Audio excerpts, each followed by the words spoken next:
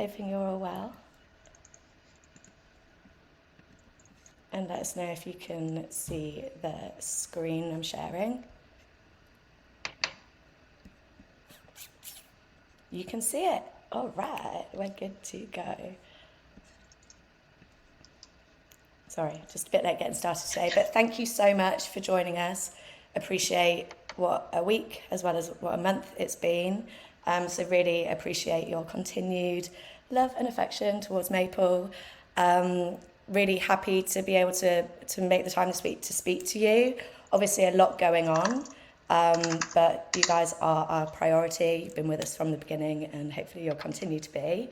So today, Sid, Joe and myself will take you through what's been going on over the past month. Last time we were here, we were talking about the new brand reveals, so these lovely, beautiful blobs that you see. We were at permissionless and had some technical issues as a result. And we were also talking around UST. Lots of change since then, and we'll get into detail on that today. Because since then we've successfully launched, I should say, XMPL, an amazing merch store.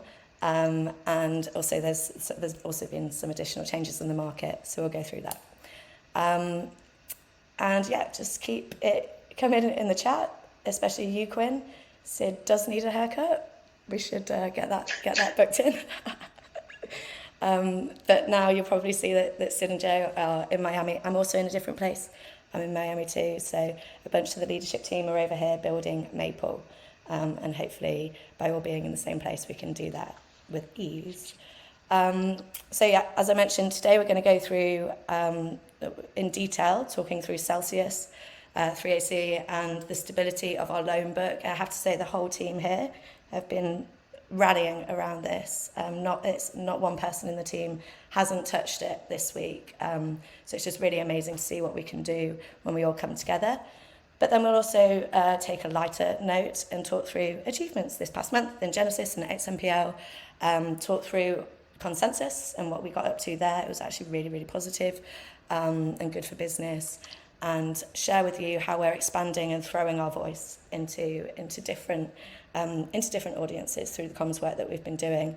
And then Joe will take us through our focuses for the next couple of months as we're coming to the end of the quarter.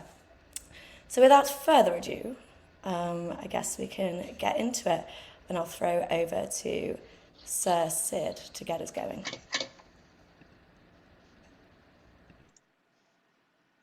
Awesome. Thanks, Charlotte. So the TLDR to go through on health of the borrower book at the moment is that Celsius and 3AC are not borrowers on the Maple platform.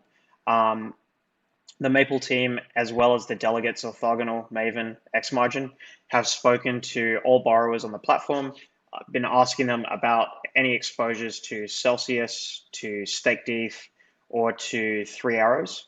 And what has come back is that there's no indications of any exposure that we need to be concerned about across the borrowers in the loan book. So it is worth noting most of Maple's borrowers are market neutral funds, or they are market makers. So they would not generally be lending to other companies. So in each case, we've gone out with detailed questions to the borrowers that have given us the level of comfort, in this period of volatility. What we're going to do from here, though, is we've tried to provide updates pretty frequently this week to everyone, both via our blog as well as Twitter.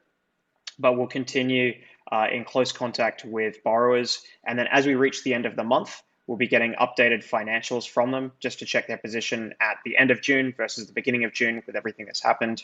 And then that'll inform future borrowing appetite with them, and how the delegates manage the exposures in their pool. So dipping into a little bit more detail. So Celsius does not borrow on Maple. Celsius were running a pool. That pool contained their own deposits, so they weren't taking external deposits into that pool. That was them lending their own balance sheet to pretty prominent and well-known borrowers in the space, Wintermute and Amber. So it's also not connected with the other pools on the platform. So if you are a lender in one pool, you are not exposed to loans or the performance of borrowers in another pool. You're also not impacted by the withdrawal of any deposits. So that is one of the advantages of the platform, where we have multiple disconnected pools. So Celsius is managing the conversations with the borrowers in that pool, and as they are the only depositor, there is no influence on any of the other pools there. So that's really just discussions between them as lender and the market maker borrowers in that pool. So we've also had, as I said, the other delegates reach out, speak to all borrowers. So most have no exposure. Some do borrow, but where they are doing so, it's generally on an or under collateralized basis. And so what that entails is that they would just be returning loans to Celsius as they unwind. They do not have any funds sitting with Celsius that they need to claim back as a net exposure. Generally, where they're borrowing as well, they have fairly good diversity amongst other lending desks in the space, whether it's BlockFi or Genesis or other lending desks in the space. So then moving on from that to 3AC. Again, all delegates and the Maple team have spoken to borrowers, reached out. This is a bit of a different case in that 3AC was largely a prop trading desk, which means they didn't have LPs. They were really trading their own capital. And also they would normally be a net borrower. And so our clients, our borrowers on the platform, would not generally have exposures to them that they need to be concerned about.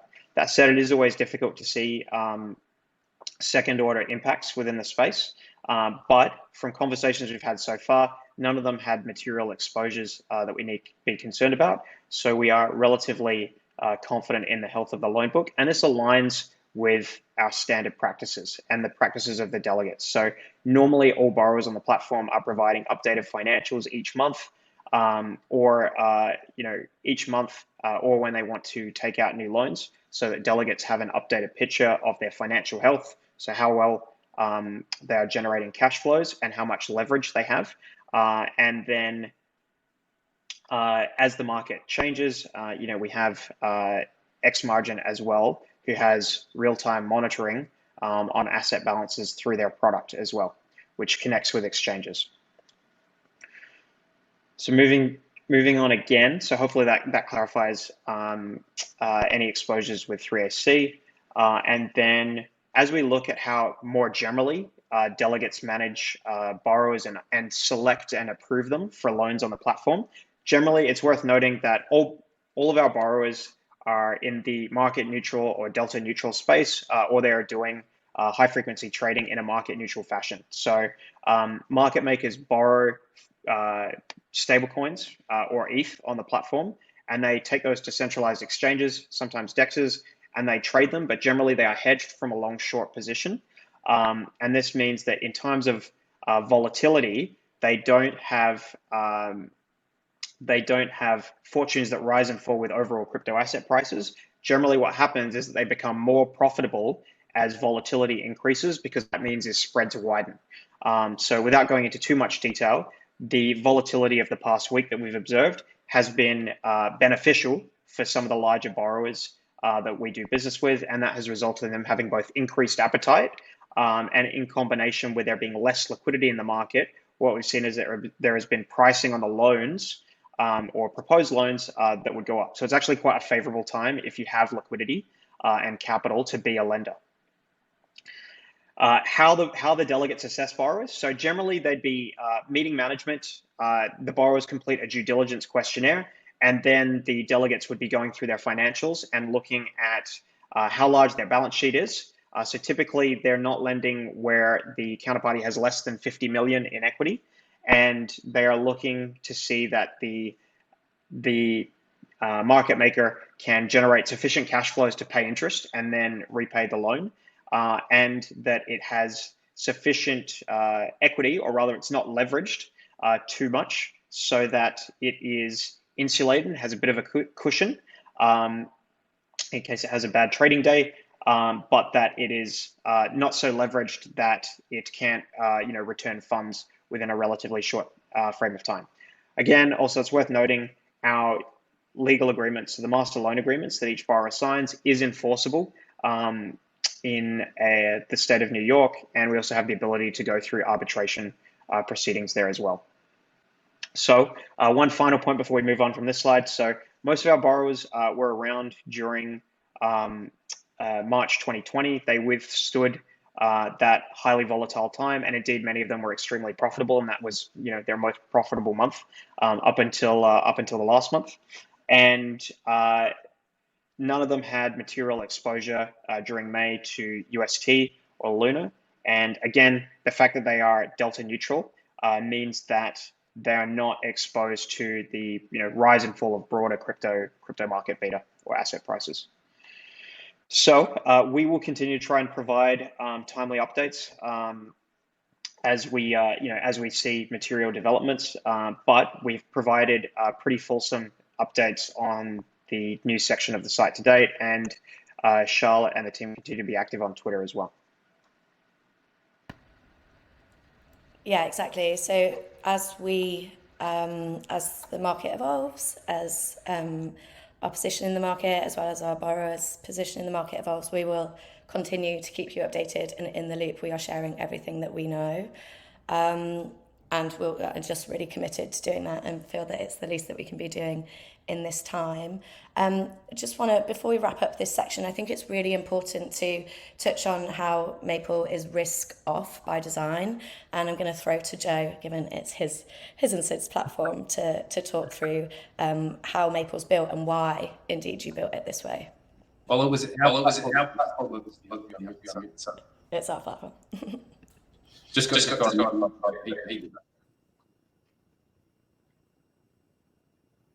Good. All right. Awesome. Yes. So it was Sid and our platform. Now it's the community's platform. But when we were thinking about building it, there was a big focus from Sid and I, given our backgrounds, on risk mitigation. And so the kind of start of that process was we wanted to build out a lending marketplace or lending ecosystem. And so we first started with looking at institutional borrowers. Yeah, they're going to be much easier to underwrite, and we can dedicate a lot of time to them because they're going to be borrowing in volume.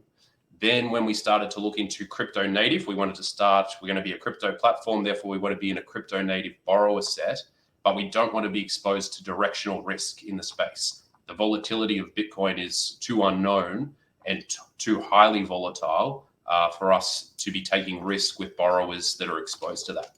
And so these kind of decision matrix then led us to the market makers that you see on the platform now. So the majority of all of the borrowers on the platform are market makers or high frequency traders that are delta neutral in nature. So that means that they're not taking directional risk to the price of Bitcoin or to the volatility of the assets in the space. And that's why you see during these times of hyper volatility, when the market's selling off, these guys are actually making even more profitable cash flow businesses. But as we look to risk mitigation across the whole platform, there's a few things, and Sid's touched on a number of them, and you'll see them in the updates more broadly around what we prioritize for risk mitigation. So the first is full transparency. So everything that you see on Maple is done on chain. Every loan that's created is its own individual smart contract. You can then see all of the payments going through on chain at any time, as well as then we add that transparency to the web application. So you can see all the borrowers' names, you can see all the details of the loan terms, and then you can see the repayments coming through. If for whatever reason there was a delayed payment or a late payment or a liquidation going through, all of that transparency would come through to the web app. Now, to date, we haven't had any of those missed payments, so no one's been able to see that, and we think that will maintain. But people can be confident in that the web app is plugged in directly to the smart contracts, and that transparency will remain no matter what happens. Then, as we touched on earlier, the pools are independent from each other. So if I'm lending into one pool, I'm not taking any risk on any of the other pools on the platform. And adding to that is if I'm providing cover into one pool, I'm only taking cover out on that pool and not exposed to any of the others. Then is the credit worthiness and credit underwriting of the pool delegates. So these are industry leading experts. They understand market makers, high frequency traders in the industry that we're dealing with, as well as being experts in traditional finance. So they've been doing credit underwriting for a long period of time, and they transfer those skills in the corporate institutional underwriting standards they maintain when operating on Maple. Further to that, we add the ongoing interaction with borrowers. So there's not only the initial underwrite that occurs for each loan, but then constant management through financials, and then leveraging tools like X margin. So we're getting constant snapshots of the borrowers throughout time that we can piece together for the underwriting process. Excuse me. Then there's another risk mitigation tool we're utilizing cover. So this was something that Sid and I really thought about a lot at the beginning. One is the utility of the Maple token, but then how can we secure lending capital even further? And so each of the permissionless pools have a significant protection layer of first loss capital, so that in the event of default, that would be liquidated first. And it's important to note that the pooled delegates are one of the most significant capital providers to that cover reserve. And so when they're underwriting borrowers, they're putting their money where their mouth is, in that they would lose their capital first before any lender, if one of the borrowers they underwrite defaults. And then finally is the legal enforcement, which Sid just touched on. And so we've gone to great lengths to think about how we can structure things so that in the real world, there is actual enforceability. And so we've set up an entity along with a whole host of legal agreements that enable us to enforce in the state of New York if a borrower was to ever default. So that's a bit of an overview of all the risk mitigation tactics and strategies at Maple. Yeah, I think really important during this time, but also, one of our strengths in how we've been able to build Maple to 1.5 billion loans in the first place. So long may that continue.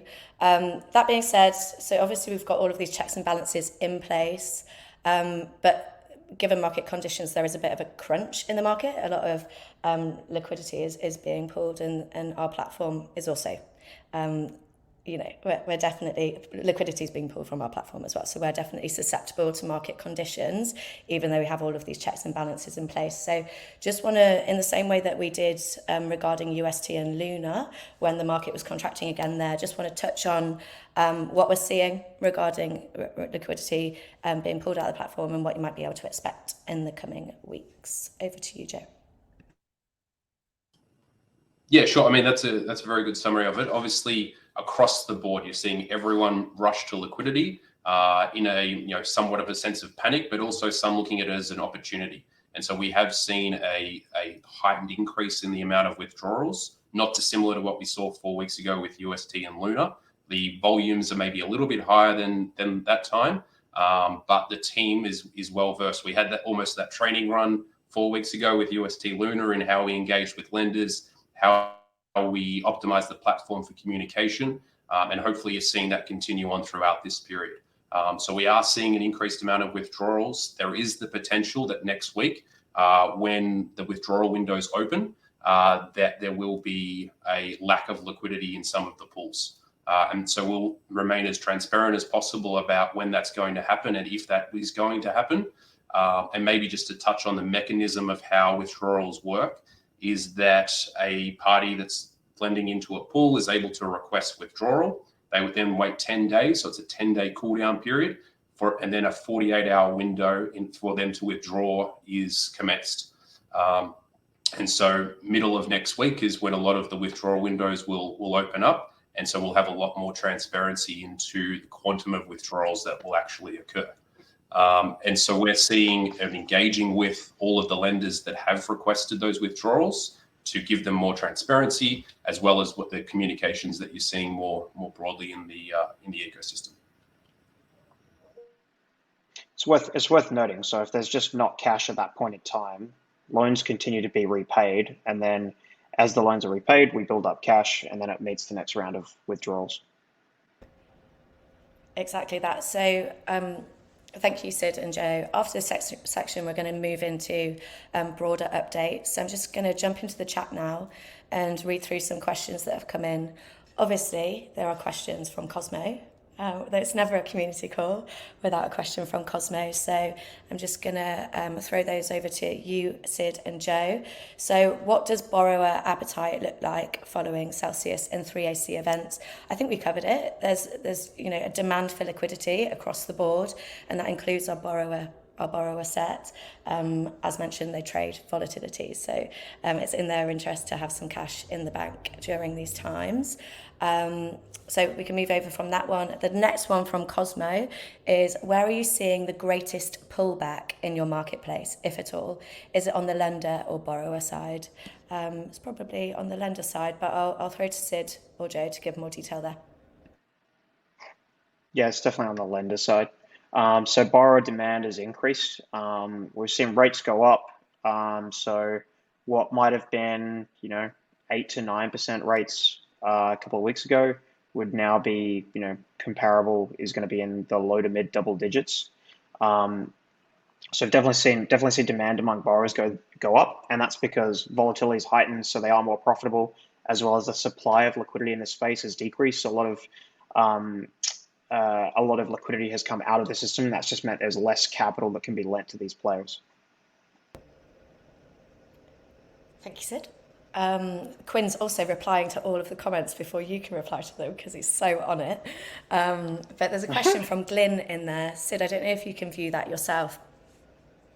Yeah, Cool. I will read it out so that everyone who's listening has the benefit of it. So, while many of the existing borrowers have no delta exposure, would you expect falling market volumes to ultimately reduce the delta neutral borrowers' demand for liquidity and therefore reduce volume of loans on Maple? So, it's a bit of a mixed scenario, right? So, as volume has gone down, but volatility has meant that spreads have widened, and so that has increased delta neutral appetite for borrowing.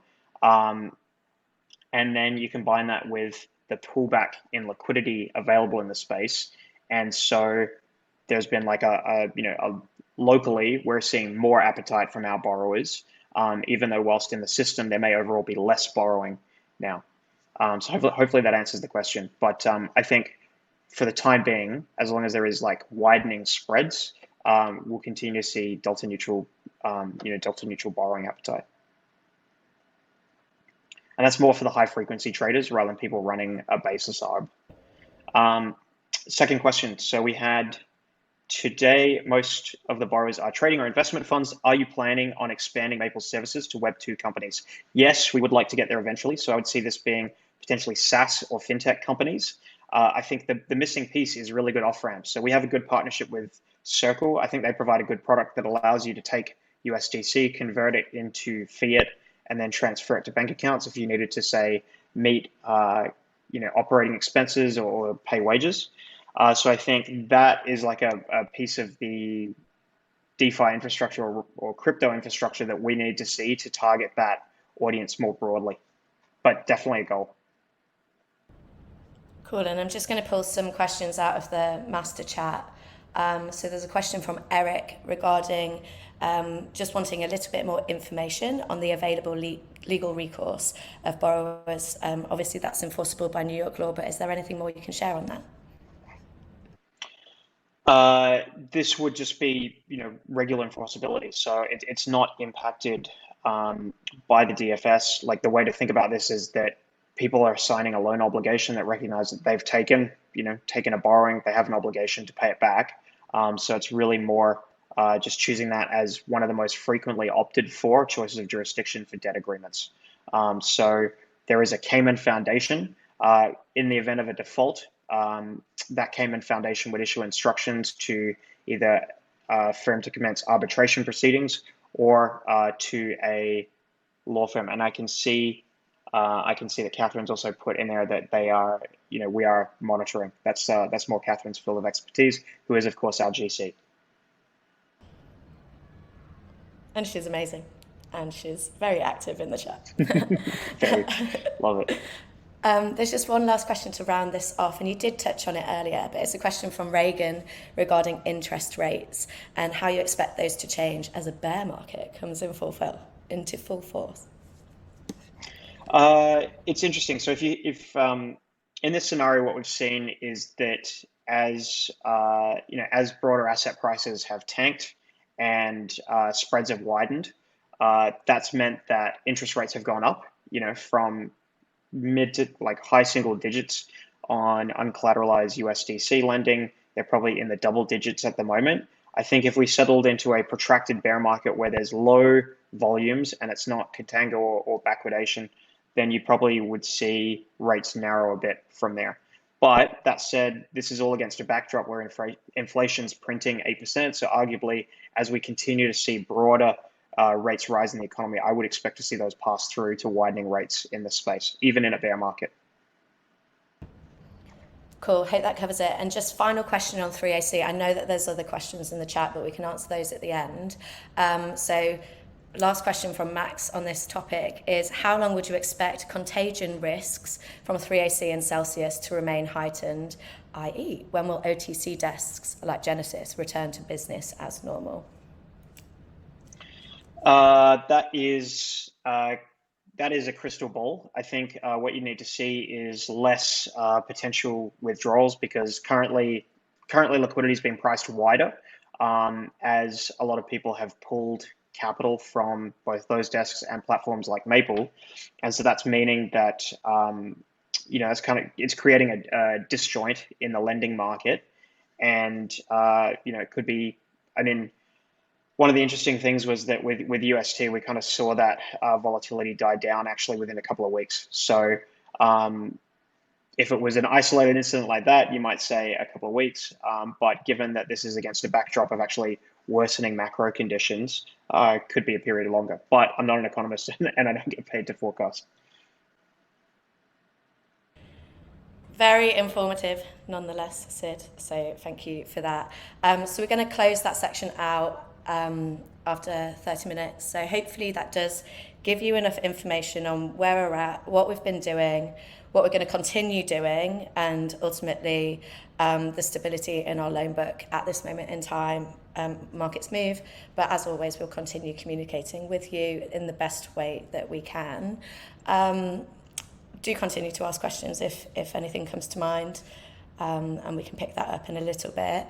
So moving on. Other things have happened this month. So before Sunday, we have been making huge strides towards our goal this year to issue 5 billion loans. We'll see if we get there. And had recently crossed 1.5 billion in loans originated in just 1 year of Maple. So that's really, really strong. And contributing to that was the recent launch of the Genesis pool on Maple Solana, which we're really, really proud about. And I'll have Sid talk you through that. Hopefully you saw the news. Otherwise, I'm not doing my job, but Sid can take you through it. Thanks, Charlotte. So yes, very, very excited to have launched the pool with Genesis a couple of weeks back. So that pool is on Solana. Genesis is our second pool delegate there, and they launched that pool with 75 mil, which was our largest starting pool balance to date. So pretty proud of that milestone as well. But these guys obviously need no introduction in the space. They are the biggest lending desk in crypto. They have done 44 billion in loans during Q1 of this year, and over 100 billion in loans during 2021. So we have a great relationship with that team. They're obviously very well respected in the space. And what that pool looks like is that Genesis has set up a pool and has deposited from its own balance sheet. So there's the possibility that in time that opens up to external deposits. But right now, the solution they're looking for is to use Maple as infrastructure to manage their lending book in a really effective operational way, or in a way that streamlines operations. And that is one of the ways that we see Maple being a player in the space, is really as a set of rails for institutional lenders to operate off of. So our value proposition to them is that loans can be instant, cost-effective, and global. We really do away with a lot of the complex reconciliations that would otherwise occur in a lending business, of which Joe and I remember sort of firsthand from our time in TradFi. But we are trying to create a greater reporting, accounting, and set of compliance procedures for firms to operate off using best practice, and we think this gives a meaningful edge versus what occurs in TradFi. So I think. If you'd ever worked at a TradFi lender, you'd see that those systems are not really well integrated, and that is one of the transfer of money, and that is one of the native advantages of doing this on the blockchain. So anyway, very very happy with that partnership, and look forward to seeing it grow along with Genesis.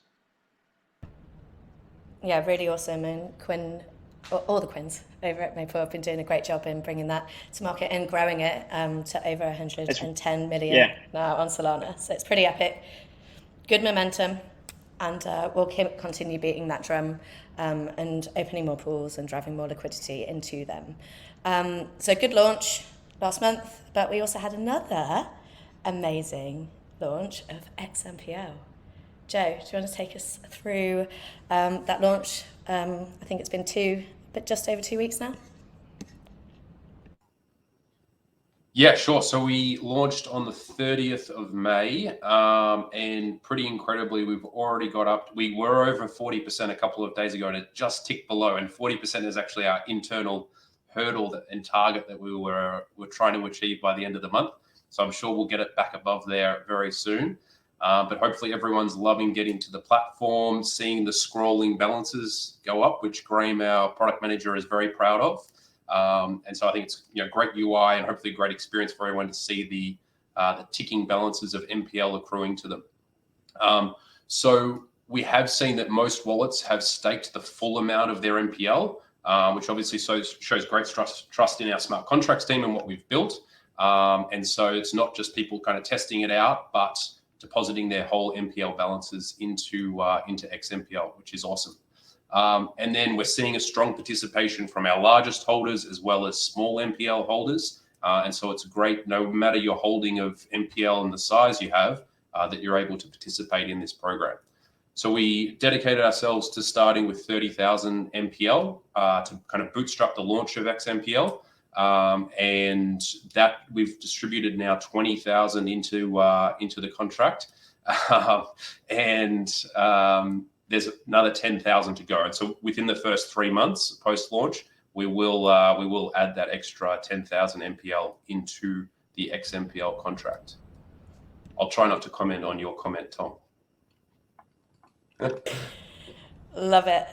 So that's what we've been doing in regards to XMPL, and but also the community have been doing bits on XMPL as well. So Matt Castro made this amazing June Analytics dashboard, which we hadn't actually gotten around to. And so we're using this in order to inform those statistics that Joe just went through. So really appreciate that. And that's just, it's amazing to have a community that rallies around and does the work for you. So shout out to Mr. Matt Castro and show him some love on Twitter, because he's always releasing good content about Maple and more broadly too. He does a bit. Tough to imagine Joe in an actual film though. Yeah, you're right. It is very tough to imagine Joe in a film. Any comment on that, Joe? No. No comment. The only thing on the John Krasinski thing, which is actually funny, is an ex-girlfriend used to say it was the only reason she dated me was because of the similarity. So there you have it. I have heard it before. Okay. Maybe it's a sore subject. So let's move on to my part of the show. So obviously my role here is marketing, comms, events, etc. And I had the mic last time to focus on the brand. But more than that, we are on a mission to expand our market, to speak to different audience. Obviously, we're an institutional product, so we want to be speaking to institutions. Right now, everybody knows us in DeFi, and so we're just trying to branch out, start speaking to banks. Gabor's keen on getting Wells Fargo in, and that's sort of our job in the marketing team, is to throw our voice into different arenas. We do that in many different ways. We do that through getting our voice out there, but also nurturing the relationships that we do have. A lot of the partners that we have really great networks, so we like to bring them together, as you know, and eat pancakes. And everyone brings a plus one. We talk about business opportunities as well as having pancakes. We always see these messages of having breakfast in these markets, but actually it's a really effective way in which we can sit down with partners and their friends, grow our network, and have some nice pancakes, of course. So we had the Blockchain Association of Australia, so that's Steve that you see over in the top left, standing there with Sid. He joined us all the way from Australia with a few people from his team. Nick Carter joined us and took away a hat. And that's him standing there with Catherine, our GC. that's a criminal photo if ever I've seen one. And then Laura and myself, top right. So Laura's over at Ledger Prime and a good friend of Maple as well. And then everybody else you can see on there, probably some faces that you'll recognise. But lots of capital allocators in the room, investors in the room, some tech firms and some fintech firms in the room as well. So I think it was a really valuable pancake breakfast that we had with 50 of our friends. And yes, Laura is Chief Syrup Strategist. Really valuable breakfast, and was able to stay cool on a very hot day in Austin. Sid's there in the bottom. So we were also, whilst we were at Consensus, we hosted breakfast. We met one-to-one with clients. So Claire, our new sales director, and Quinn were running around town, meeting with absolutely everybody, speaking about opportunities over at Maple. And then Sid was also running around town, speaking to all of the journalists in the space, in both DeFi and TradFi, and actually was recorded to be featured on iHeartRadio and be broadcast to 28 million people, which I told him just before the radio segment, just to scare him a little bit. But that's what I mean. So we're doing the small nurture, relationship building stuff, expanding our network in small ways, but then also trying to throw our voice, build this awareness through to 28 million people on iHeartRadio. So trying to do a bit of everything. And yeah, please don't shout at us for having breakfast, even if it is in this market. Yeah, Cosmo, if you post on Twitter now, you wearing the hat, we might do something like send you more hats from the merch store. So this is Zanae's baby. So Zanae has been working so hard in designing merchandise, setting up our Shopify store, speaking to the team. We did an internal slogan competition to get these cool, funny slogans on the t-shirts. And then, there was even a pricing strategy that went along with this as well. So congratulations to Zanae for getting this out the door. It's been really impactful and effective already. I can see, I see all the orders. So I know that what people are buying and where they're buying from. We've got our clients and partners buying. We've also got people that we've never even heard of before buying from all over the world. Do you want to... What is the best-selling shirt? I don't know. Should we take a vote in the chat?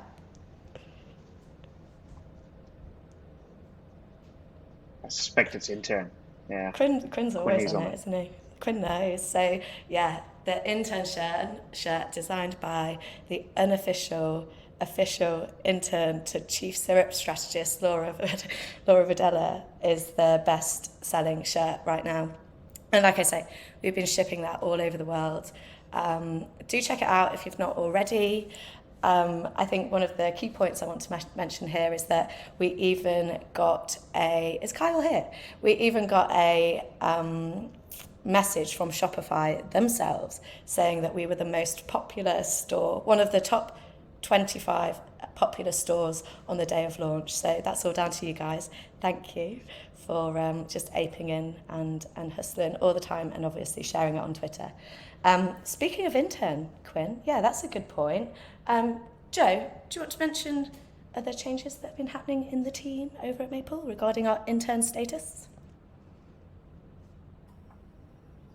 Yes, so we've had Jacob, Maple's first official intern, because we've had an unofficial intern for a while. But Jacob joined as of Tuesday. And so he was at University of Wisconsin. He set up the blockchain council or society or group or whatever they call it there for the Badgers, and is joining Maple for the 3 months of summer.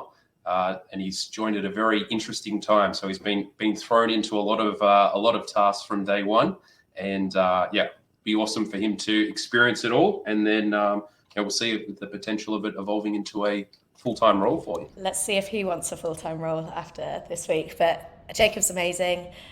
He's aping in all week. There's not been a call that I've been on without Jacob. So really good to have him here, and just really complimentary to the team already. Other things that we've been doing, hopefully you see all this stuff, but we are being picked up quite significantly in places like Bloomberg and indeed the block, who covered our Genesis launch. So Frank over at the block covered the Genesis launch exclusively. Sid also featured on Real Visions, that podcast, which is really amazing content that we keep cutting up and sharing with you all, but hopefully it can bring more people into DeFi, as well as educating people on Maple and our platform and what we're doing over here. And we've had some really incredible shout outs from Bankless. We're not paying them, we're not sponsoring them. They are saying that we're a very credible token, as well as a very credible place or opportunity to get yields in DeFi right now. So yeah, and like others, we're not sponsoring those newsletters and those posts. That's really coming from the Bankless guys, who are becoming quite good friends of ours. So appreciate that. And when you do see these shared online, do share them around, because yeah, it's just great, and we like that you spread the word for us. Everyone wants shirts, everyone wants merch. Maybe I'll do a merch giveaway next time. Once we're out of this stressful situation, we can have more light-hearted giveaways and pick up the meme competition as well. Anyway, let's look forward. So that's what we've been doing. That's what we're up to. But what is next? Who wants to take this one? Sid, do you want to talk about how we're going to be expanding our borrower set and expanding our addressable market in the next coming months? Definitely. So as you can probably guess, what's coming next for us is, we've had pretty good product market fit lending to market makers and market neutral funds, but we want to expand, serve more industries. And so a big part of this is looking at Bitcoin miners. So it's a huge sector. In 2021, there was 2.3 billion in debt issued to crypto miners, so raised by them. And then Bitcoin mining has also seen a really big shift. It used to be located, a lot of the hash rate was in China. A lot of that has now come back to the US. And so I think there's a good market within the US that we can target for that. As well, it's seen greater awareness since there's been a number of publicly listed miners now. So you now have 16 publicly traded mining companies and 7 pending listings. And what we saw last year was that miners were more willing to tap equity markets. Now we've seen a shift with the pullback in equity markets to opting for potential borrowing and exploring alternative financing options. And so I think here there is now an option, with the market kind of off of the peak that there was last year, to explore partnerships with the strongest miners. So it's an opportunity to structure these deals for the benefit of the pools and on a much more even footing from the perspective of the pool delegate, as well as increased appetite from those larger miners, such that we can just target the bigger end of the market and the more creditworthy end of the market, as opposed to to beginning with smaller players. So I think that makes this a really interesting market opportunity for us. What we're exploring as we set up this pool, so there are a number of questions. You can't just go to anyone to kind of underwrite these loans. You do need specialized expertise, and so we're talking to people who have structured finance backgrounds, and exploring how they would set up that operation and carry out the additional steps that would kind of separate this from existing loans. Like you don't go and do a site visit with a market maker, but you might go and inspect the facilities of a mining company. So I think there's a huge value add that Maple can provide for this sector, which is going to be critically important, and is driving a lot of good things in the energy sector. You'll often hear the mining companies comment on how Bitcoin mining makes it a lot more cost effective to bring new power plants and power generation facilities online, and they can actually lower the cost of building more renewables facilities. So I think that's a really favorable angle, and Bitcoin mining is of course often misunderstood from an ESG perspective, but that's something that we're really excited about as we talk with potential borrowers who would fit into that first pool. So we would be looking for borrowers with 50 to 100 million in reserves, and we'd be looking to launch this pool in Q3 of this year. So Quinn on the team is working really hard on this. Catherine's doing a great job in helping out as well. And again, really what we want to bring to the market is transparency, efficiency, and an opportunity to run lending businesses focused on this really important sector. Agreed, and Quinn's just doing an amazing job on that, as always. So that's on the commercial side of the business, but we're also still grinding on our product side of the business, and protocol, obviously. So I'll hand over to Joe just to talk through some major updates both to the product as well as some releases on the protocol that we can share. Yeah, so as we head into the second half of the year, we've got a number of product initiatives, but there's one in particular. And so it's important to note that whilst there's a lot of turbulence in the market and there's a lot of short-term focus around protecting liquidity and the commercial team working hard on that, the main thing for us is still thinking about the long term. And so we're a long-term value-orientated platform. And so the product and engineering team are still deeply focused on building for the long term. And so I was recently up in Toronto to do a deep dive into what we're labeling Maple 2.0, which is effectively a full redesign of the smart contracts overall, and which will enable not only great functionality for when we release this later in the year, but also the scalability of the platform. If you think about the first version of the smart contracts that we released back in May last year, that got us from 0 to 1 billion. Then we're going to go from 1 to 5 to 50 to 500. This is the scalability that's going to be enabled through these new smart contracts. So much more iterative design, being able to do different loan structures, and just be able to build the necessary things that customers want into the future. And so some of those things that you can look forward to upon release of Maple 2.0 is the updates to cover. So currently you have to stake or deposit BPTs into cover, which obviously has IL implications, and is just a bad customer experience overall. So now we'll be moving to single-sided assets where you can put XMPL in as cover, you could put USDC in as cover, but they're separate pools of cover that would get liquidated altogether, but don't have to be staked with anything else. And so if we think about the long-term prospects of cover for each pool, WETH and WBTC, these are large asset classes that would be able to be earning significant yields through putting them at risk in the cover reserves. Another major update that will come upon release is an update to our withdrawal function. And I know there's been a lot of talk in the community about how that works. So we're going to be able to enable much shorter term liquidity options, and there'll be a lot more flexibility around that, the way that that works. So there's some of the things to look forward to as we move towards releasing Maple 2.0.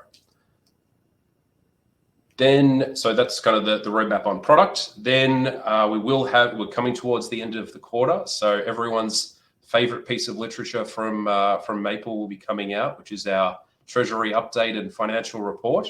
And so that will be coming out probably the first week of July.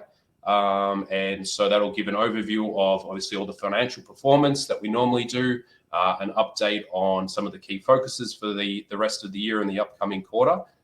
And then an insight into pool performance and an overview of the whole platform as a financial economic whole.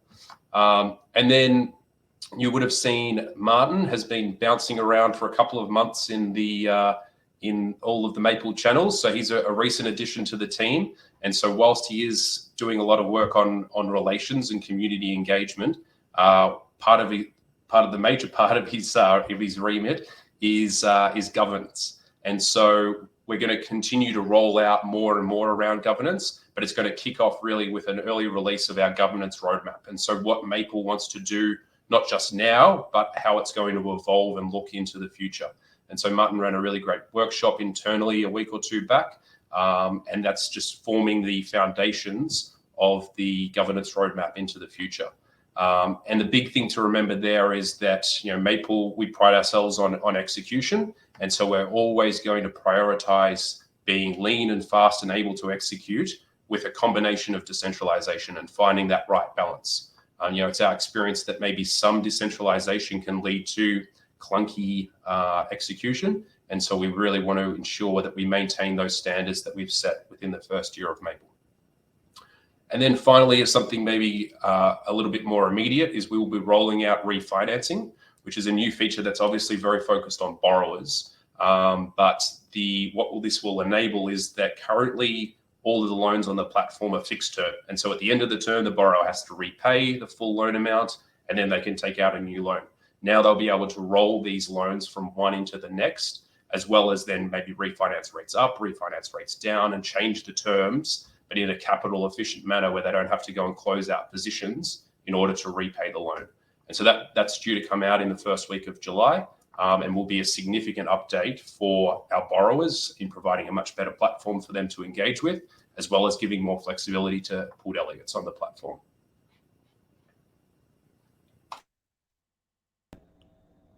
All right, so super busy under the hood, and lots more to come from Maple. So thank you for holding tight and holding with us. But yeah, what you see on the outside is just the tip of the iceberg. The team are always hard at work making the product better so that we can go from Maple 1.0 to 2.0 forever and always.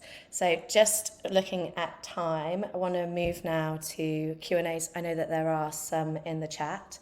Thanks, Glenn. We also found it useful to speak to all of you guys and your thoughtful questions. So let's jump into those. There's a question from Jared at Constano VC. Jared, I've seen you've been really active in the Telegram recently, so thanks for all of your thoughtful questions there. Sid, I don't know if you want to take this one, or Joe take this one regarding the origination fee to pool delegates. I can read it out if easier. I can read that. So do you foresee charging a different origination fee to pool delegates who are just using the platform for efficiency gains versus pool delegates who want to use it for broader access to borrowers they didn't know before? So I think our pool delegate fee that we charge, which is actually paid by borrowers at a protocol level of 66 basis points goes to the Treasury.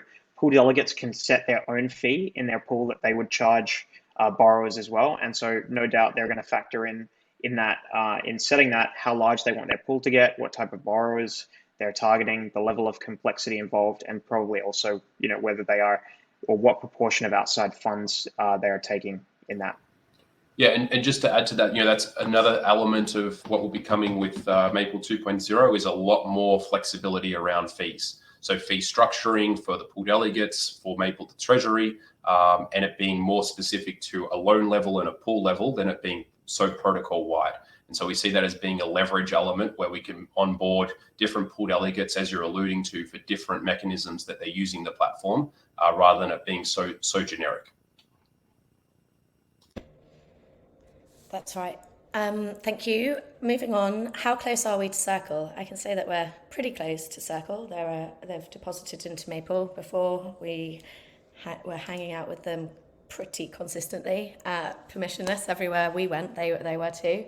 But Joe, Sid, are we having any additional conversations with Circle or any more to share on that? Yeah, we speak to them quite often, and we can't share anything on specifics around Circle yield, but certainly there are discussions around the potential of developing that relationship further.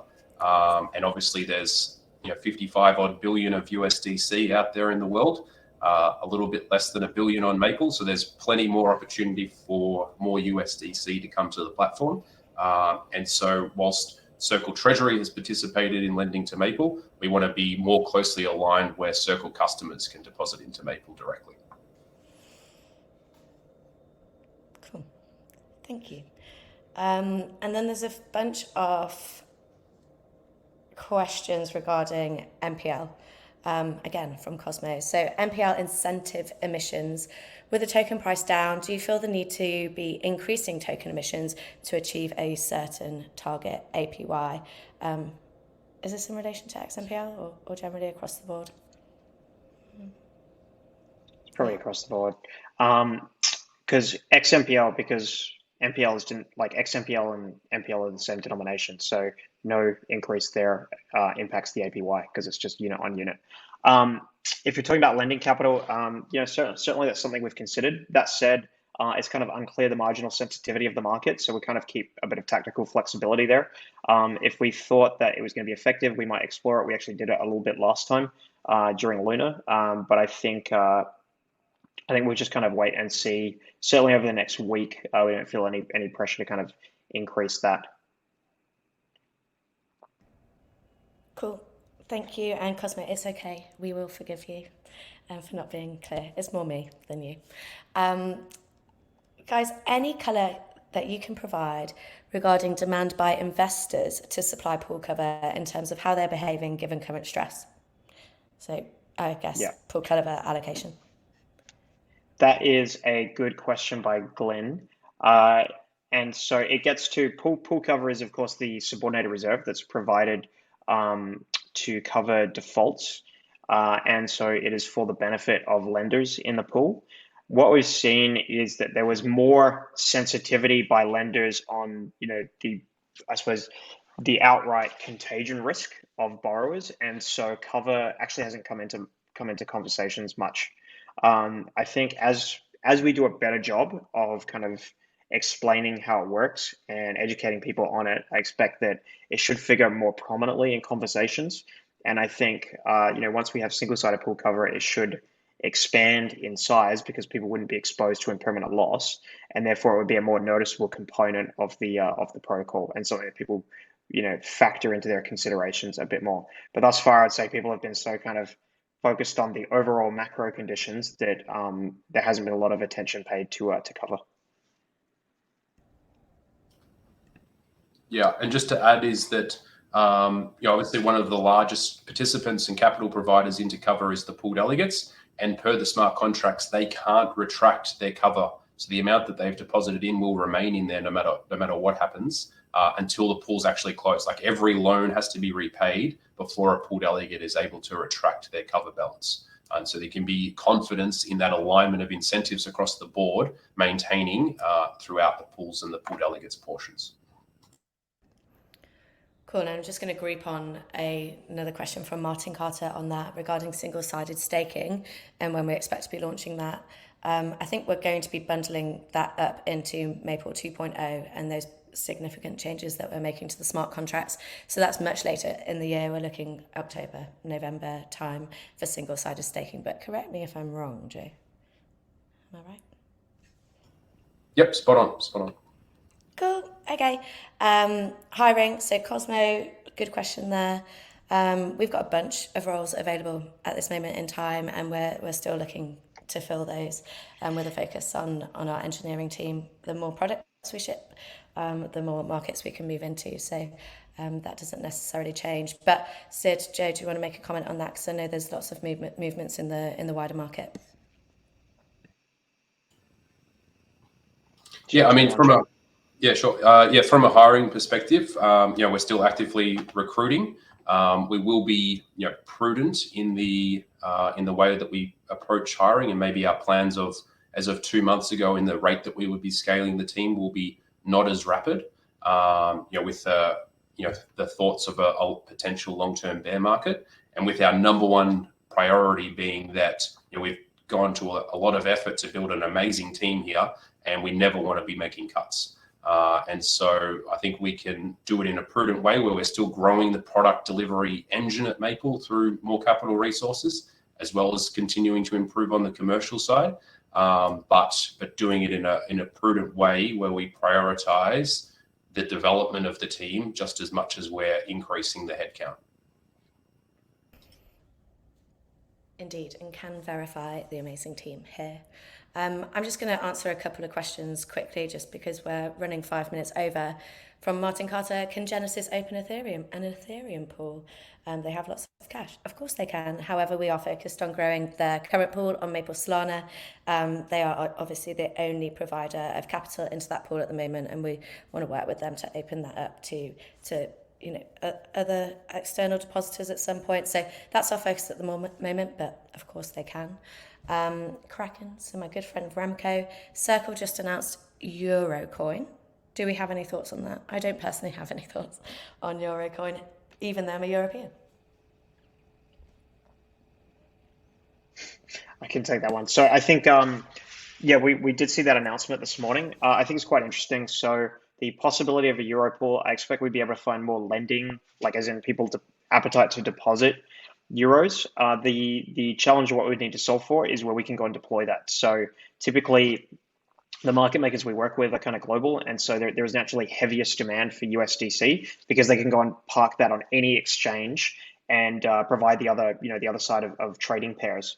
I think there are definitely euro-denominated exchanges, and so we'd probably find most appetite for people to borrow and trade it directly on those exchanges. So this could be Bitpanda, and other sort of exchanges out of the European mainland where I think they'd be most fit there. It wouldn't be as large a market, I don't think, as the USD stablecoin just yet, but it is an exciting development, so we're definitely interested in following it.